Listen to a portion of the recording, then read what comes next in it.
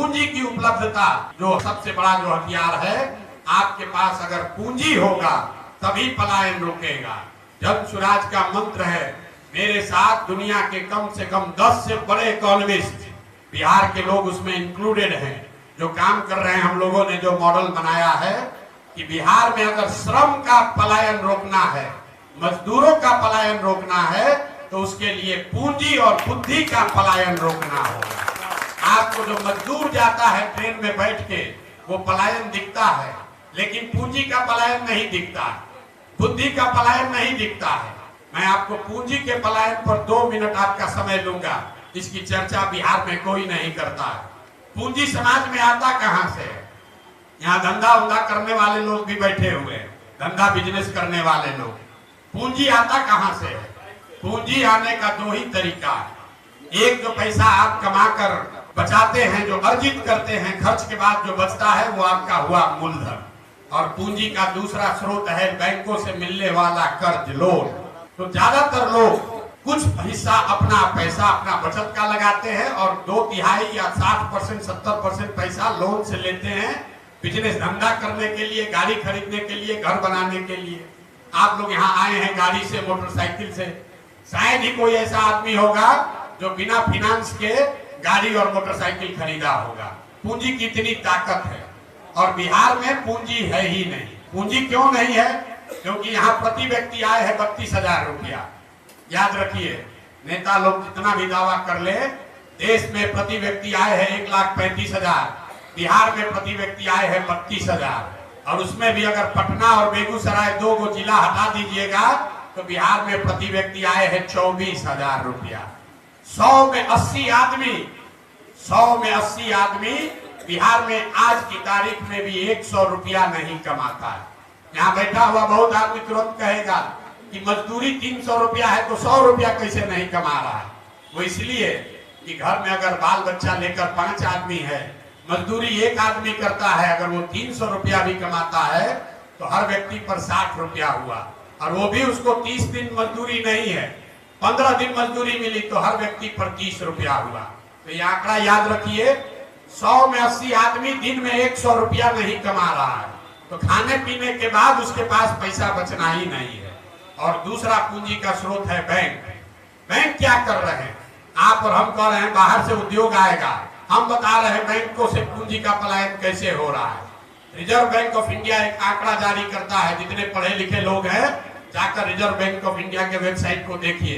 Reserve bank of India एक आंकड़ा जारी करता है जो बताता है, एक अनुपात है CD रेशियो, मतलब कितना पैसा आपने बैंक में जमा किया और बैंकों ने उसके बदले में कितना पैसा ऋण व्यक्ति और समाज को दिया।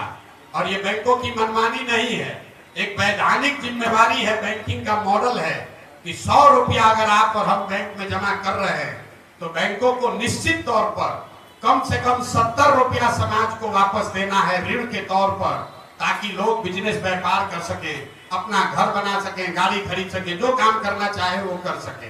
बिहार में इसकी स्थिति क्या है? पूरे देश में CD रेशियो है अभी करीब 74%। मतलब अगर 100 रुपया पूरे देश के लोगों ने बैंकों में जमा किया तो बैंकों ने 74 रुपया वापस किया समाज को। बिहार में 1990 से लेकर पिछले वित्तीय वर्ष तक CD रेशियो है 40%। लालू जी के जमाने में ये घट के हो गया था 18%। मतलब 100 रुपया जो हम लोग जमा कर रहे हैं बैंक में, तो 18 रुपया ही बैंक वाला ऋण के तौर पर वापस दे रहा है। इसका असर क्या हुआ? पिछले फाइनेंशियल ईयर में, पिछले वित्तीय वर्ष में बिहार की गरीब जनता ने, बाहर के उद्योगपतियों ने नहीं, बिहार की गरीब जनता ने यहाँ के बैंकों में जमा किया 4,61,000 करोड़ रुपया। 4,61,000 करोड़ रुपया बिहार के बैंकों में जमा हुआ। CD रेशियो अगर 70 होता तो बिहार के लोगों को 2,80,000 करोड़ रुपया लोन के तौर पर मिलना चाहिए था। मिला कितना? 1,61,000 करोड़। बाकी का पैसा कहां गया? बाकी का पैसा बैंकों ने यहां से उन राज्यों में ट्रांसफर कर दिया जहां उद्योग धंधे लग रहे हैं, जहां रोजगार है, जहां तरक्की है। गुजरात में, कर्नाटक में, केरल में, तमिलनाडु में, आंध्र प्रदेश और तेलंगाना में CD रेशियो 90 या उससे ज्यादा है। वहां के लोग अगर 100 रुपया जमा कर रहे हैं तो बैंक वाला 105 रुपया लोन दे रहा है, और बिहार की गरीब जनता 100 रुपया जमा करती है तो हमको आपको 35 रुपया 40 रुपया मिलता है। इसका नतीजा क्या हुआ? 1990 से लेकर पिछले फाइनेंशियल ईयर तक बिहार के बैंकों ने 26 लाख करोड़ रुपया, इसको ध्यान रखिए, कोई नेता कोई पत्रकार ये बात नहीं करेगा, 26 लाख करोड़ रुपया बिहार के लोगों की जमा पूंजी बैंकों ने यहां से ट्रांसफर कर दिया दूसरे राज्यों में। और आप सोच रहे हैं कि कोई 2000 करोड़ रुपया लाकर चीनी मिल बना दे। अरे अपना घर लुट गया। 26 लाख करोड़ रुपया बैंकों ने बिहार के लोगों का दूसरे राज्य में दे दिया, और आप और हम सोच रहे हैं कि 2000 करोड़ रुपया कोई बाहर से लेकर आए। अब आप कहिएगा भैया सरकार में कोई इसका बात क्यों नहीं कर रहा है? बिल्कुल इसका बात होना चाहिए। आपकी जानकारी के लिए बता दें कि सीडी रेशियो को देखने के लिए मुख्यमंत्री की अध्यक्षता में कमेटी है, जिसको हर महीने बैठना है, जिसको ये सुनिश्चित करना है कि बैंक ये पैसा लोगों को दे।